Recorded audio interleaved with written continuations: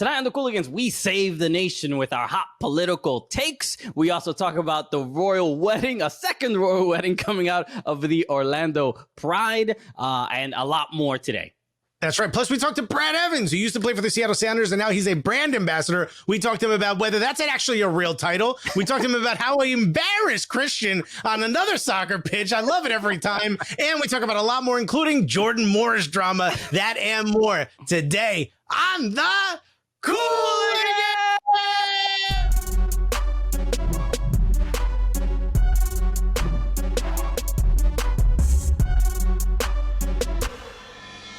Yeah, baby! Yes.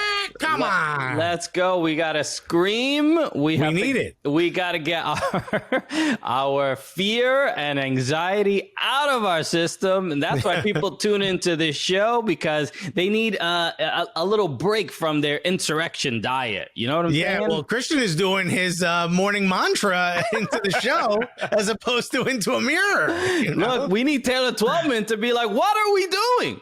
What are we doing? He should have been doing color commentary on the insurrection. Because we're all thinking the same thing. What the hell is going on? And what are we doing? What are we doing? Well, today we are we're doing a fun show. Hello, everybody. We are the Cooligans. My name is Christian Polanco. I am Alexis Guerrero. All right, we are your favorite stand-up comedians that host the funniest soccer show that there is on television. That's right. Also happens to be the gulliest. Okay, right? and the least traitorous. Okay. Yeah. There's nothing seditious about what we're doing, bruh. Okay, I think those other soccer shows might be, spies. I don't know what to say. Hey, they're bold, bruh. We're trying to bring everyone together. You know, we're not trying to separate. We love your votes. Okay, you know, unreal. Yeah. I mean, what a wild few days. Yes. I mean, I was just, I have January 20th circled on my calendar like everybody else. And I'm like, you know what? Nothing of import will happen up until that day. And no, everything else is just pageantry, baby. This is the important day. Okay. No, it has been pretty scary. Obviously, we hopped on Twitch that day too, which we were not sure we wanted to, but I think you and I came to the decision that like, yo, maybe our fans need a break, and that's what we provide. Mm-hmm. We weren't sure how to find any levity in that day, but we found a way to talk about something else that was, funny, hopefully, and hopefully you guys enjoyed it. But wow, what a rough one. Yeah. Look, and the news in the days following have been pretty scary, but then it's been great to see people get arrested and people being put on no-fly lists. Oh, that's my new porn, baby. Are you kidding me? Just watching a grown man cry like, they won't let me fly. Oh, because I tried to overthrow the government, and all of a sudden I'm not allowed to be on coach. Wow. Okay. I mean, look, I would have understood just a mere slap on the wrist, but this is a bit too much. How about this? No overhead compartment. Okay, look, no carry-on. I'll fly Spirit Airlines. Okay, you got me. All right. How about Frontier? Sounds a little right. Sounds like it would be one. I learned my lesson. Okay, what is this? Abu Ghraib? All of a sudden. Yeah. How about this? I'll sit by the bathroom. And point the seat the other way. I don't know what to tell you. Unreal. Look, all our. We have so many friends and fans in DC. Just all the safety and just wishing you guys all the best, because it's obviously it's scary when it's not just people storming the Capitol, but it's people storming your city, being in your hotels, going to different restaurants and really making a scene and really making it difficult for a lot of people there. So Mesut Özil's agent called up DC United like, fam, there's gonna be 3 more coffee shops and we're gonna need a lot more millions. We're gonna need like 4 or 5 security detail. Yeah. Can we get Secret Service to be the baristas? Yeah. Like, yo, he wants to play in Turkey, and they already had a cool a couple years ago. Like, yours is too close.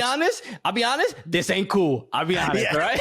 Yeah. You know what? He's not a fan. Oh my goodness! So look, yeah, I don't know if Mesut Özil, if you've seen all the rumor, I don't know if he will end up at DC United given the recent news. Hopefully, Joe Biden can be a part of the negotiations and maybe fix that. I get Kamala Harris on the phone. Okay, when Mesut Özil signs, she'll be like, "We did it, Joe. We did it." Mesut Ozil's here. He's like, damn, contract too. Isn't that crazy? Not even a designated player. Didn't realize how much Kamala was really involved in MLS analytics, but that's pretty dope. Okay? You know, she's a big fan of expected goals. You know what I mean? She's real XG. You know. So the other news I wanted to start this segment on, and I forgot to even mention today we're going to be joined by Brad Evans, former Seattle Sounder. We'll talk about how MLS Cup went, a bunch of other stuff, and how he destroyed you in a pickup game. We're gonna talk about it. Yeah, I'll recap all these things. Look, it's becoming a trend. You know, retired players having embarrassed me during pickup games. Okay, well, this is the thing. It's their punishment. All right, feel free to do it. Feel free to punish and embarrass Christian, but then you got to come on our show and talk about it. Okay. The other news I wanted to discuss was another engagement announcement coming out of NWSL. All right, dude, there is love in the air in Orlando. Orlando Pride. Look, I mean, Orlando Pride should just start like a dating site. Okay, you want to find your get a little Whitechapel, right? Like in Vegas, a little drive-through. You want to find the love of your life? You need to play on the Orlando Pride. Marta announced that she is engaged to center back also on the Orlando Pride, Tony Dion Presley, which is amazing. This is huge news. And look, we've mentioned this in the past. Obviously, Crashland, Ali Krieger, and Ashlyn Harris, they announced their engagement. They got married. Both play for the Orlando Pride.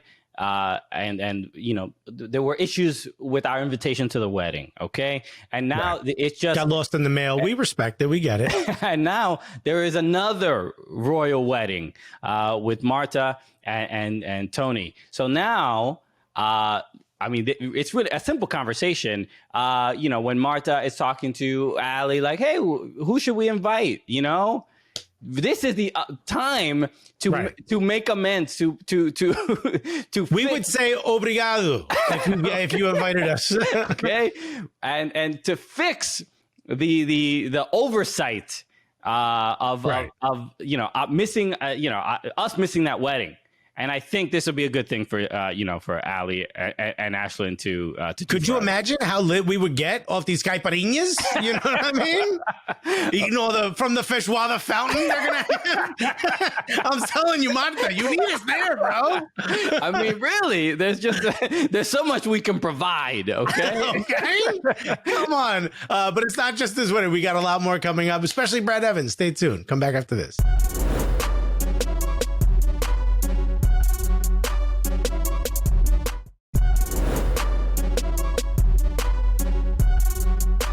All right, baby, we're back on the Cooligans Living Room FC. And don't forget, we got Brad Evans coming up in a little bit. First, let's talk a little bit about Weston McKennie, baby. Oh, always a lovely subject, okay? By the way, I thought Weston McKennie was like 28 years old. That's how long we've been hearing about him. He's a kid.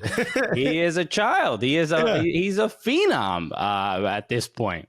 Yeah, but he got a little bit of an injury. Yeah, we don't know. Taken out of the match. He had a great 18 minutes while playing against. It was against Sassuolo, right?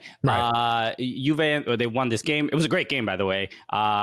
You know, a red card for Sassuolo that and against Juventus, you're done. Yeah, you're done. But they tied the game, even though they were down. Anyway, Juve ends up winning. But this was strange. After a great first touch.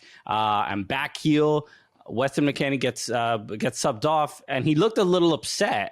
Some people they're trying to like not make this a big deal because you can't even fathom the idea of an American player telling Pirlo like, yo, bro, you don't know what you're doing. You know what I mean? Like, how dare you? But also, like, you can't even ask Pirlo about it because he's got a perpetual poker face. The guy has no emotion for anything. You know, I'll be honest. I'm his child, and I don't know where I stand with him. All right, you know what I mean? I mean, him stubbing his toe versus him winning $17 million would be the exact same reaction. So you just never know. But yeah, Weston McKennie. Do you think he got taken off for stunting? You think he was flexing too hard? There's no way that Andrea Pirlo would take anybody out for stunting too hard. He was the king of sauce, okay? Yeah, imagine he was like, yo, bro, you American. Where you get all this? I'm taking you out because I don't want you to hurt yourself. Okay?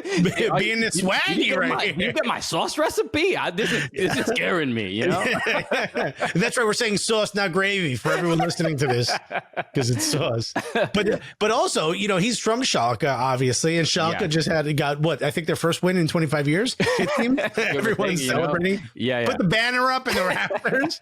But Weston McKennie was very excited about it. Yeah, right? that was a really dope thing, right? He's excited about them winning, but really the news in out of Schalke is this: there's another American player, Matthew Hoppe. Which we all knew about, right? We've been talking about him since the first episode. I am very happy that he got a hat trick. Okay, I got a lot of hop in his ability to play for the men's national team. Okay, yeah, that was I believe that was Barack Obama's slogan. Hoppy.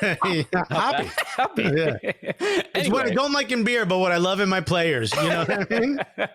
So a hat trick from a player that he's from California. He was in Barcelona. He's from Yorba Linda, which I don't know where that is because everything in California is in Spanish. Shouts to California. I've heard of Yorba Linda. He also he played at the Barca Academy. Yeah, he went from some team I've never heard of, some like local school, to now being a part of the Barca Academy, and then going to Schalke's U19s. And now he's on the main squad. Yeah, and then hat trick first time out. Exactly. These are his first game ever. His first goals ever are three of them, which is in one shot. and not only were they just, I mean, they were great goals as well. I mean, he looked like he had a ton of chemistry, especially the third goal was just like a chip on a great. I don't even know who passed him the ball, but it isn't important because an American is thriving. Okay, as far as I know, he's never played for the national team. How is that possible? That is pretty wild. He's never played even for the youth national team. Like, I guess it does feel like another one of those, oversights. Like, how can someone get this far and succeed at this level without getting that recognition from at the lower level, at the youth levels? It is pretty insane. How you make it to Barca but not the men's national team youth level? The boys national. I mean, you should be able to be there. That's what I'm saying. Give him a shot. All right, everybody. We got so much more. And again, Brad Evans will be joining us soon. So come right back after this.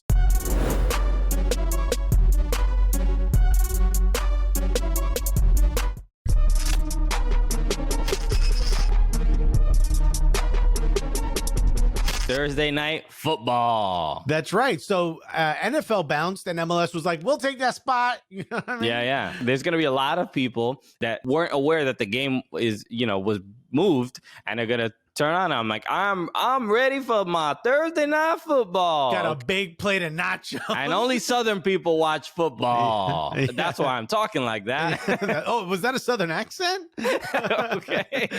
And they're going to turn it on. They're going to be, what's going on here? Yeah, I'm still doing a Southern accent. Yeah, okay? Like, red card. Hell no, man. Come on. I don't know why. We both have terrible Southern accents.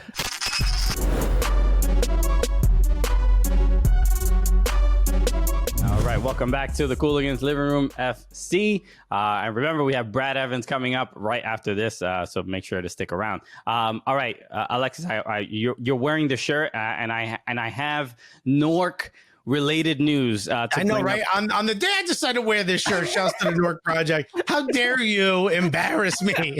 And this is my neighborhood, by the way. This is legit 3 blocks from my mother's house. Okay, so this is very much soccer related, very much Nork related. I'll read the headline. It says, indoor soccer game with beer sales. Hundreds of people busted twice in 2 nights in Newark, cops say. Okay. Yeah. My favorite part about this is they were like, well, they're not going to stop us 2 nights in a row. That's the most Newark energy, which is like, all right, I got arrested. And they can't do this to me twice. So now I'm allowed to speed. Yeah. They don't have, the police don't have the resources to come 2 nights in a row. It's ridiculous. There's actual crimes going on. You know? No. Come on, twice. Who snitched again? My favorite part about this is I know this warehouse. So this is where like it used to be a used furniture warehouse. So like basically, vans would drive around the street, pick up stuff out of the garbage, put a new cover on it and sell it in this factory. It's a good business, okay? It's a hell of a factory. I'm sure before that it was like the whole neighborhood was because of this factory, but now it's just straight up one floor. On the other floors or in the back, like you could do everything from like dice games to buy like illegal fireworks back in the day. This was like, like the only problem is it's too close to my mother's house. Like if I did anything illegal, walking out of the back of this factory, everyone would be like, yo, we saw Alexis. And I'm like, yo, Thea, shut up. You know what I mean? Okay. So like I couldn't really hang in this place because it's too hot, It's too close to home. So look, obviously COVID is still going on. You can't really be throwing massive tournaments. There was it's a super spreader event. You shouldn't be doing this. But let me just say how much of an advancement it is over the Newark I grew up in, which was all baseball, all Cuban, Dominican, Puerto Rican, Caribbean. This is a big move forward. Okay. Now, soccer is the thing that's breaking the law. You know what I mean? Yeah. Look, it's nice to see that they're sharing the beautiful game with each other, but they're also seem to be sharing COVID-19 and passing it around. You want to pass the ball, not the virus. You know what I mean? Not the need for a ventilator. You know what I mean? So a little bit of recklessness. That you don't want to see. It's really like, but it's tough to be so critical when it's like when you see at the amateur level. Or a pickup game or whatever, but then you watch TV and there's fans at games, and so it's like I learned it from watching you, NFL. Yeah. You know what I mean? Hey, the Premier League can do it. ¿Por qué no yo? Like, well, because you don't have testing, and this is a closed, windowless factory. Yeah, look, if only they did this outside, we would have been fine. Yeah, look, it is a. And by the way, I love the fact they keep bringing up the illegal beer sales. Who cares? There's a pandemic. The beer is the problem. Yeah. Forget how they made money. Forget that. It's the pandemic. Yeah. It's like they were playing a soccer game at this illegal firearms dealer. You know what I mean? Like what? But the worst part is they were overcharging for beer. I was like, what? The winner got a brick of cocaine. We got more with Brad Evans. We get back after this.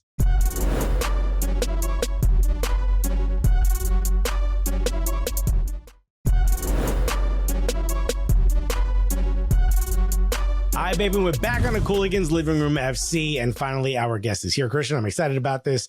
It's not often that we have a Seattle Sounders legend on the show. Not often. I don't think we've had a Seattle Sounders player at all, ever. We've never had one on. So we're chipping away, little by little, we'll get one. We're starting with someone on the Seattle Sounders Mount Rushmore. Okay. Correct. Yep. And then we're making our way through. But guys, of course, you remember this dude from his amazing playing career in MLS and the men's national team. And we're going to talk to him about everything that's happening now. Put your hands together for the one, the only, and pull over, unless you're driving, for the one, the only, Brad Evans, everybody. What's up, guys? Thanks for having me. I noticed the Newark shirt. I didn't get that before, but man, Newark brings back fond memories of staying at that W whenever we played New York Red Bull. That's such a good spot, man. Yay! All right. I'm born and raised in Newark, and this is how it's supposed to be pronounced, N-O-R-K. So shouts to the Newark Project. Didn't you, Alexis, you hosted a comedy show there at that at W the hotel. W in Hoboken. Oh, yeah, not in Newark. Sorry, we were in Hoboken. That's right. We were in Hoboken. Yeah. All I remember is bring your own alcohol to the restaurants there down in Hoboken. Yeah, Hoboken is a wild place. If you don't know, Jersey has a rule where I think it's 750 feet from a school or religious building, you can't sell alcohol. So all those restaurants are BYOs. But I hosted a comedy show there right after Hurricane Sandy. We all took the boat over from Manhattan every week. at the chandelier room at that W Hotel, and it was all athletes, everyone wearing championship rings. It was crazy time. But yeah, wow. All right, you threw me for a loop there when you knew about Newark, man. I work because it's green. Brad, thank you so much for joining us. Yes, I met you at MLS Cup in Seattle. Must have been 30 years ago by now. I don't recall. Like It feels like it. But we played in a pickup game, and I remember I walked up to you and I said, "Hey, Brad, I would love to take a photo with you." And I've told this story on the show before. I said I would love to take a photo with you, and I go, "Hey, and I didn't want to sound arrogant. I'm like, hey, I do this podcast. I'm a comedian. Would love to take a photo." And you were like, "Yeah, sure, whatever." And like, yeah. You're like, happens all the time, kid. You don't have to lie. Why are you giving me your resume? I do photos. It's what we do, dude. It's like part of our DNA. You don't even have to ask. If you just walk up behind and hold the camera, it's how it goes. You do it for so long. It's normal. But it was. I remember walking up to that pickup game because I showed up late because I went to eat. Is what I do. That's my side of the show. But it was raining, and I was like, I remember saying to Christian, I'm like, "Dude, why are you guys playing? It's raining." And there was a kid I don't know, completely soaked, who was playing with you guys, who looked at me and goes, "Dude, it's Seattle." And I was like, right. "That's a good point. I guess you'll never do anything if you don't do it while it's raining." It's crazy that it is like one of the most active cities, but like today, I told you guys, it's been raining for. It feels like 3 months straight. It's been raining, but people are outside. Like you just get, and I'm from Arizona, from the desert. So it's shut down when it rained in Arizona, right? We don't drive. We don't do anything. Sports are canceled. Here it's like gung ho. It's 110%. You got to get out, because if you don't, you kind of feel like crap, to be honest. Yeah, totally. I was in Phoenix, and I wanted to go to a place called Lolo's. It's a chicken spot, chicken and waffles, and I was like, "Oh, it's only like 3 blocks. I'll walk." And the concierge at the hotel was like, "Do not walk." No, and I was like, dead. "Why not?" He goes, "It's so hot that plastic fences are melting." And I'm like, "Everyone walk with me to the airport. Okay, we're getting out of this city. This shouldn't exist." It's just surreal.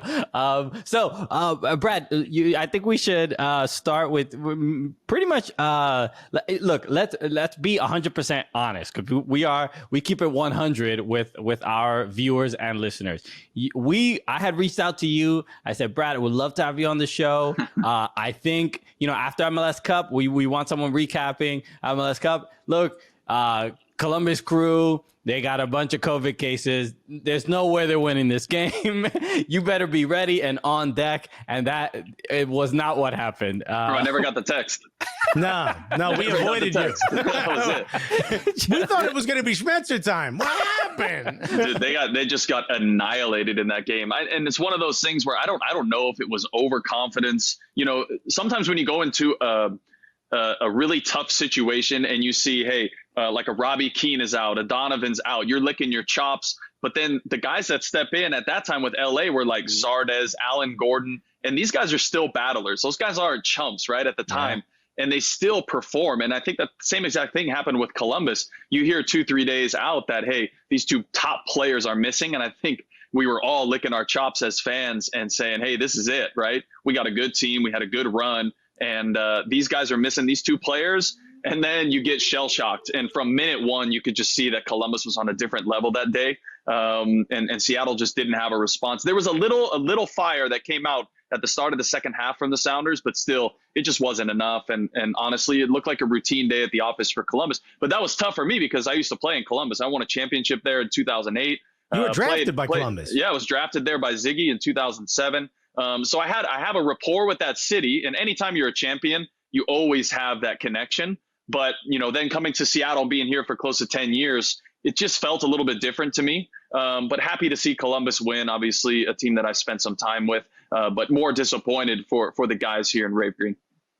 So you have this thing where we've all seen Schmetzer from after Ziggy left to where he is now. It would have been a different question had he won, but I'm still interested, whatever the step below dynasty is, whatever that 1A is, are they technically a dynasty? Because they seem like they're that run that the Patriots had where they're like, you just don't want to meet them in the playoffs. Seattle is that. Would you consider Schmetzer at that level? So it's a tough one for me because I think the Pats were winning championships nonstop.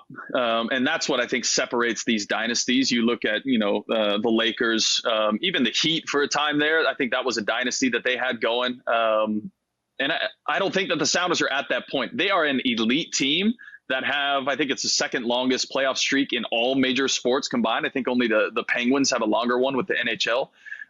So when you look at it that way, and I actually had done this a lot in a lot of the cameos before the holidays. People were asking me, let's talk about the Sounders for my family, and they're disappointed that the Sounders lost. And it's a situation where the Sounders win and it's expected, and they lose and you get disappointed. And I think with any other team, when they win, they get excited, and when they lose, they get disappointed. But here it's just expected. Like, you just expect to see this team, and that is dynasty talk, but you got to have all the championships to back it up.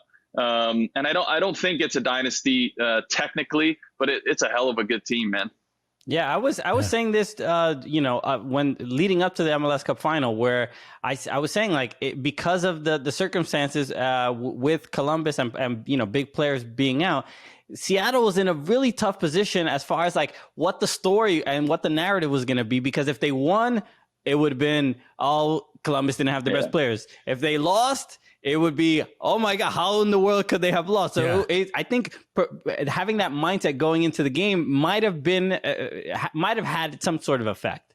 Yeah, for sure. I think, dude, it's Major League Soccer. It's professional sports. We all play into narratives, and we all look for an excuse to win as players, and we all look for an excuse when we lose. That's just how it goes. And we love to talk about it the next day. But there's always added pressure, and especially with this team being so good. You look at this season, and Zach Awani and I talked about it a lot on our podcast. It's like, hey, if this team wins, we're going to say, wow, they battled through adversity, right? But if another team wins, you put an asterisk on it because it wasn't a real season. So there's all these, different circumstances. You just try to make yourself feel better any way you can, especially about 2020. Yeah. It's like, it's raining. I need something to cheer me up. Exactly. Okay. So we have so much more with Brad Evans coming right up after this.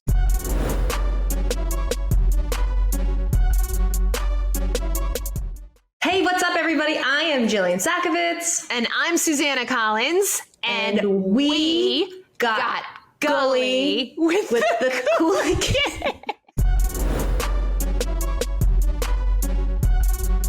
All right, we are back on the Cooligans Living Room FC. We are here with Brad Evans, Sounders legend. And one thing I want to talk to you about, because we spoke about this last week, the news about the MLS deciding to use the force majeure clause and basically renegotiate what the 2021 TBA is going to look like. We've spoken about this with each other as stand-up comedians who have never played professional soccer in our lives.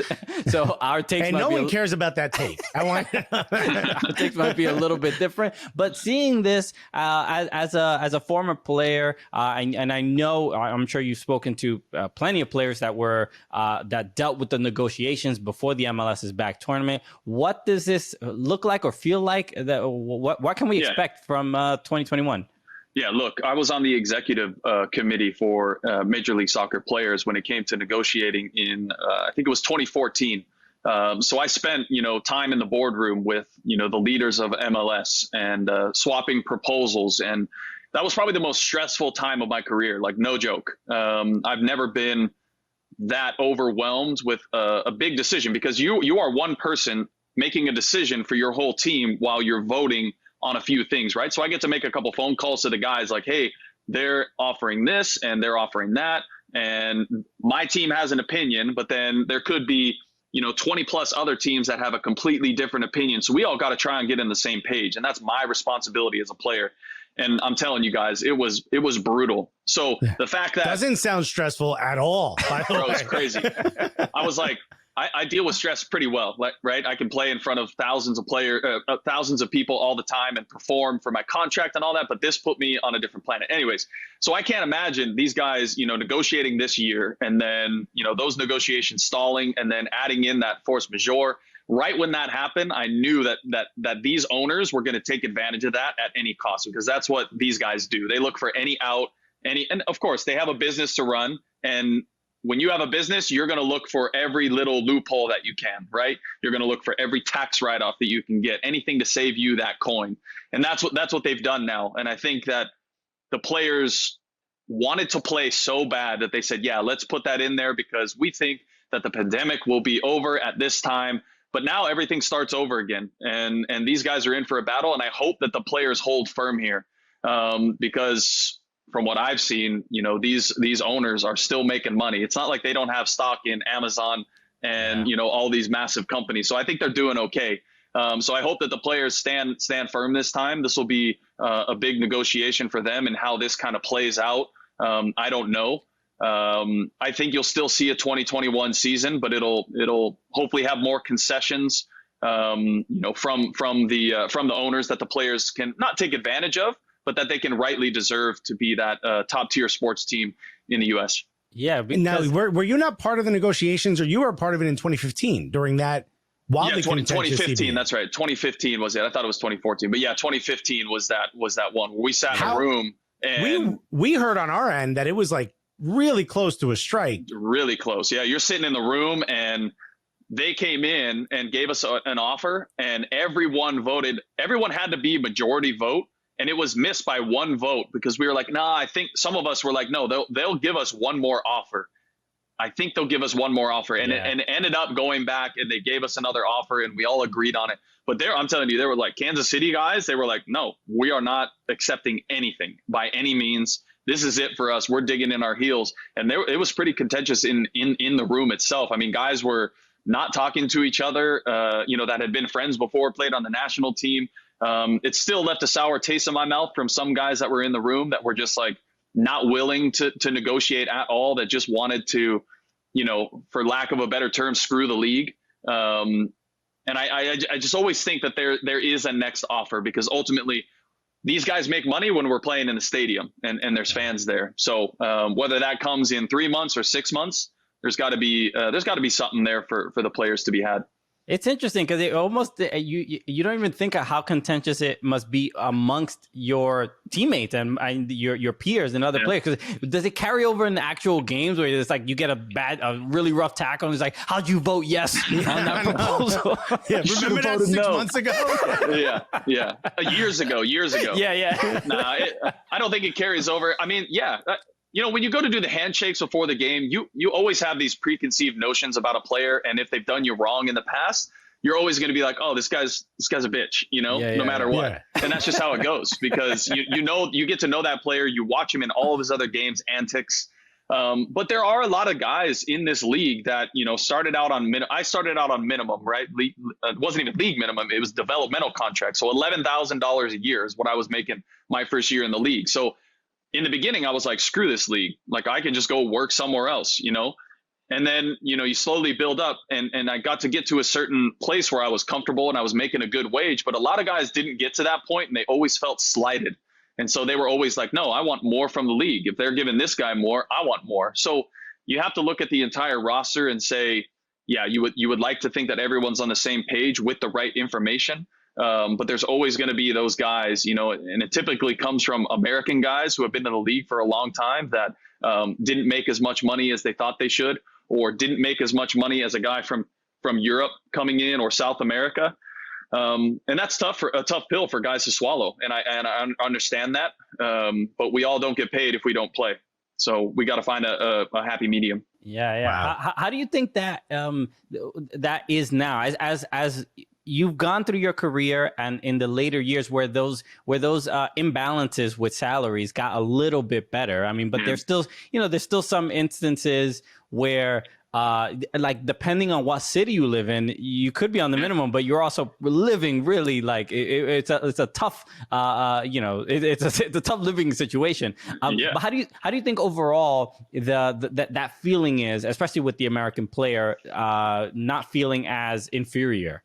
Yeah, well, I think you're at a place where, like you said, cost of living is crazy. New York, New Jersey, LA, Seattle.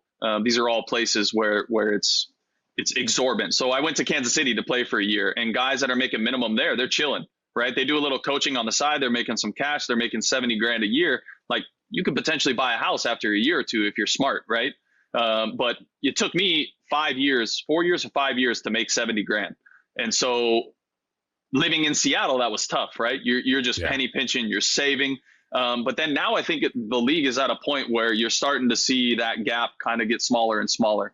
And that's good. I'm happy for these guys to be making a livable wage. That's what we fought for. And that's just how sports goes, right? You're always going to see a Hall of Famer that was, Kareem Abdul, who wasn't making, 50 grand a year back when he played. He'd be making, $50 million a year right now if he was putting up those numbers. So you'll always have that what if.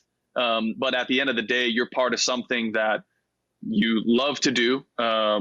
Did I make the most money? No, but I got to play a sport. And right now I sit here and I, get to work for a sports team and kind of carve out my own role as a brand ambassador. So it's a tough one. Everyone's situation is so different. But that gap is getting smaller. But I'd still like to see, investment in American players, that have been, through the system through and through. And you're seeing that more and more, right? You just saw Brendan make his trip over to get greeted by Jesse Marsh, which is awesome. You need more of that. And that will put the money behind the American players to keep building and get to a point where, they're happy also. Yeah, there's another player, Tessman, who's also training, I think, with Bayern Munich. Yeah, with Bayern, so many things, wheels turning. We got a lot more with Brad when we get back after this.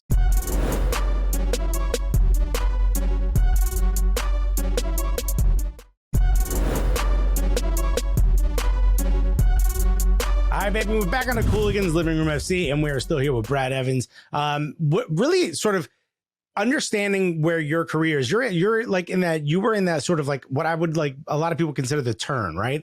Where the US sort of went from this, like, we're not really sure exactly what's happening, to this point where we are now, where like development seems to have like kicked on, right? And it comes right on the heels of sort of not qualifying for a World Cup, but you got a chance to play for the national team just before that. And now look at what's happening with these players going to Europe, which you've already mentioned, Brendan Aronson, and some of the other folks.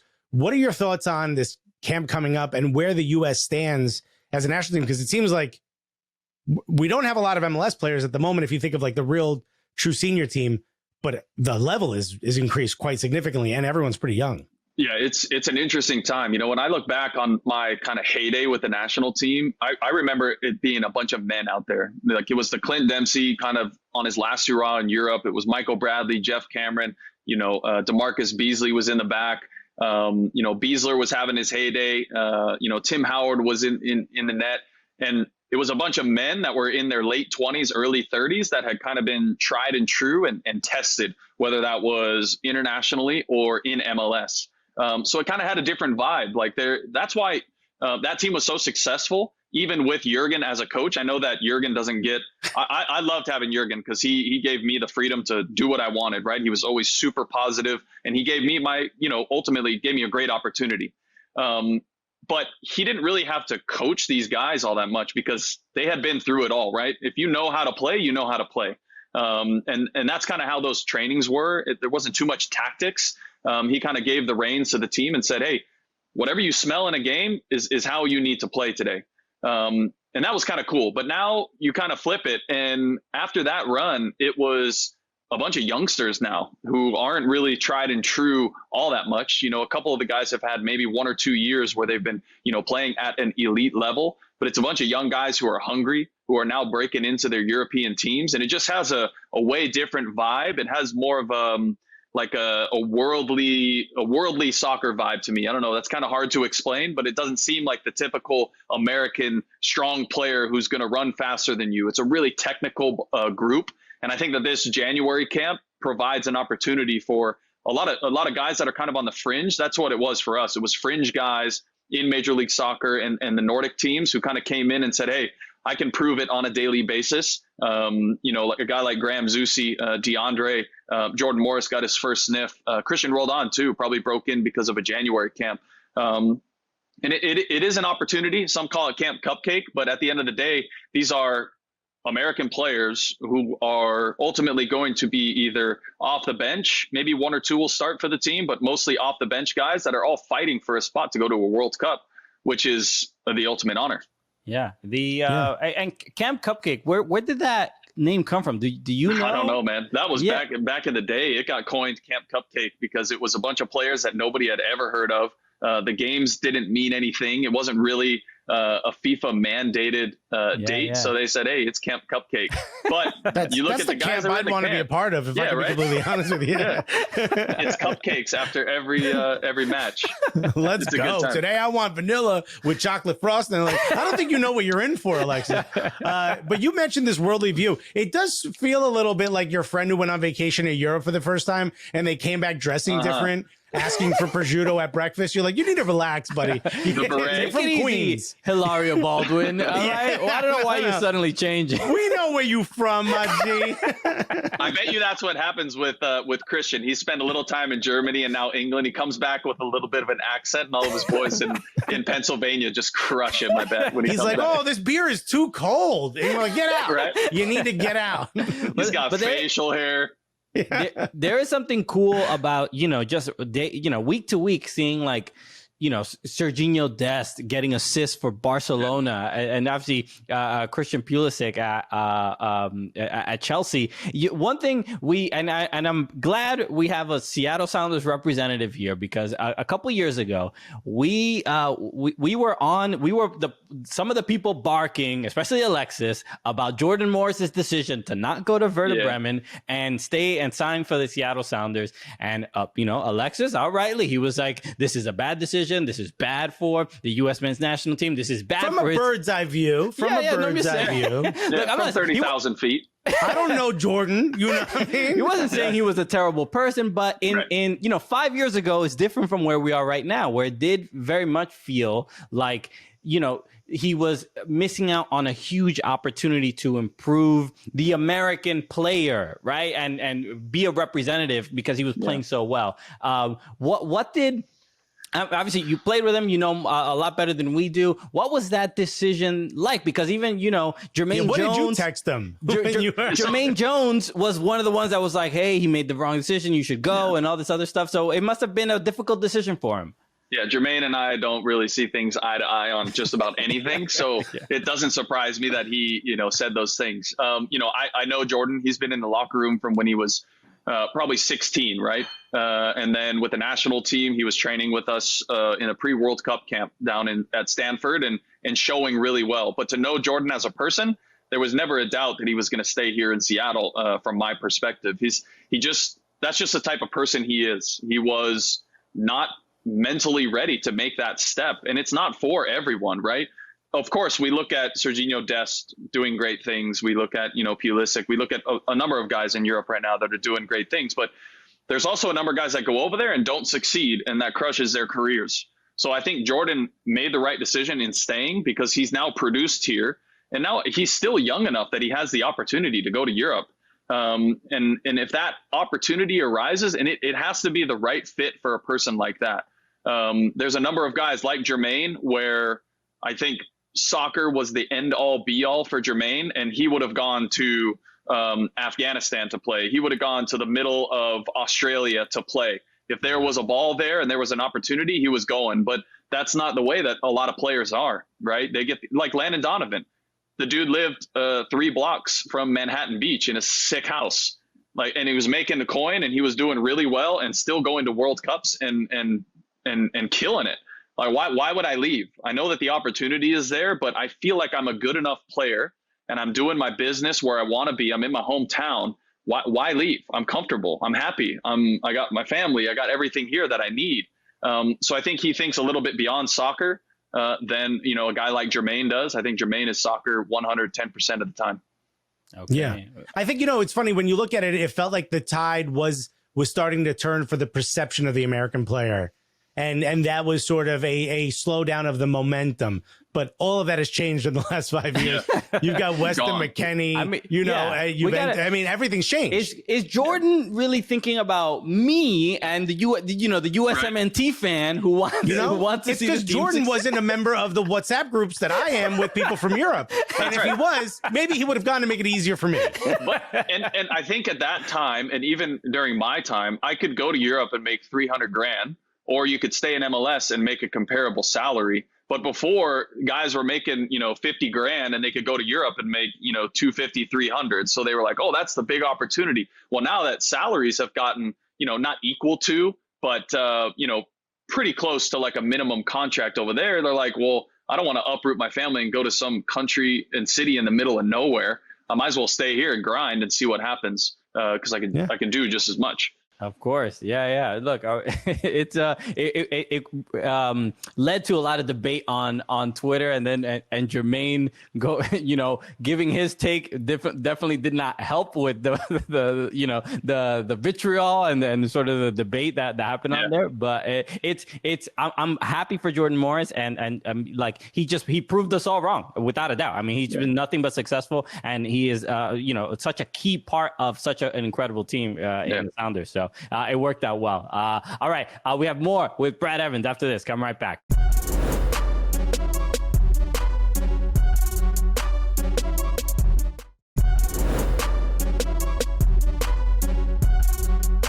All right, everybody. Another one in the books. Thank you so much to Brad Evans for joining us. Absolutely honored. I'm glad I took an awkward selfie with you at that pickup game, brother. Brad, is there anything you want to let people know about before we sign off? At that game, there's video of it, but I did score a bicycle kick on Jimmy Conrad. Were you there for that? I was there. Yes, this video is absolutely incredible. Yeah. Which, by the way, is like on concrete turf. It was honestly, maniac. It was a tricycle. It wasn't a bicycle. I had my kickstand down. What am I working on? What am I doing? Yeah. I am. So right now I'm working on this 1,000-piece cat yoga puzzle. If you're just listening and not watching, you just missed out. That is real. It's a real deal. No, but in all seriousness, this job as a brand ambassador has been awesome with the Sounders. So working with the community, I've got the podcast with Zach Awani, Winging It with Zach and Brad. I have fun with social media. You can find me there. It's an easy search, just under Brad Evans. It'll pop up. But I got a platform coming out. We hope at the end of this month that allows athletes to basically donate their game-worn memorabilia through a platform and an app on their phone to raise money for charities. So I'm super stoked about that. It's kicking into high gear at the end of this month. You'll see. We'll start out here in Seattle, so you'll see a bunch of gear from guys in Seattle where they get to choose where their money goes and make it full circle and make an impact on their community. So that's been taking up most of my time. I'm excited for that. I know that the guys are excited also because we have this boxes of gear sitting around. Yeah. And I figured why not help out our local communities while we can, all the food banks, and the athlete gets to pick where their money goes, which is really cool. So look out for that. It'll be really cool. Awesome. Great. Yeah. Maybe we can donate a comedian game worn. You would be doing it, man. You would have your own profile, so you can do whatever you want. Like, why is this sweatier than the game worn jerseys? Must have been a rough set, All right, everybody. Brad, thank you again for joining us. Make sure you follow and support him on social media and check out everything he's working on. And Zach Awani, a friend, love him too. We've hung out with him. It was in Toronto at MLS Cup when the Sounders were there. So make sure you follow Brad. Follow us at Soccer Cooligans on all social media platforms. Make sure to follow at Fubo Sports as well, and subscribe to the Fubo Sports YouTube channel for full episodes of the program. All right, Brad, let us end the show the way we normally do, as is tradition. So for Brad Evans, my name is Christian Polanco. I'm Alexis Guerreros. And together, what are we? The Cooligans.